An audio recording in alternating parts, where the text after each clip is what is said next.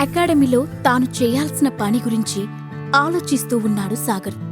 ఇంతలో అతన్ని ఎవరో పేరు పెట్టి పిలిచినట్లు వినిపించడంతో ఆ గొంతు విని షాక్ అవుతూ వెనక్కి తిరిగాడు. అప్పటికే అది తన అఖిల గొంతు అని అతను గుర్తుపట్టాడు. అతను ఊహించినట్లే అక్కడ నుంచొని ఉంది అఖిల. దాంతో అతను షాక్ అవుతున్నట్లుగా చూసి ఆ తర్వాత వెంటనే తేరుకొని ముఖాన్ని కోపంగా మారుస్తూ అటూ ఇటూ చూసి ఆమె దగ్గరికి వెళ్ళి, "నువ్విక్కడికెందుకొచ్చావ్?"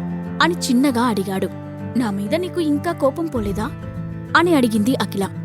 "నువ్వు ముందు నేనడిగిన దానికి సమాధానం చెప్పు" అన్నాడు సాగర్.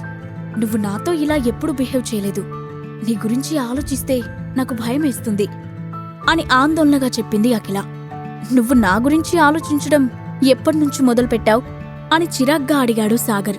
"అలా అంటావేంటి? ఈ మధ్య నువ్వు చాలా మందిని కలుస్తున్నావు. ఎవరినో కొట్టి జైలుకు కూడా వెళ్ళావు. నీలో మార్పులు నేను గమనిస్తూనే ఉన్నాను" అని చెప్పింది అఖిల. క్రింద ఇచ్చిన లింక్ ని క్లిక్ చేసి పాకెట్ ఎఫ్ఎం యాప్ ని ఇన్స్టాల్ చేసుకోండి. Stay tuned to Pocket FM.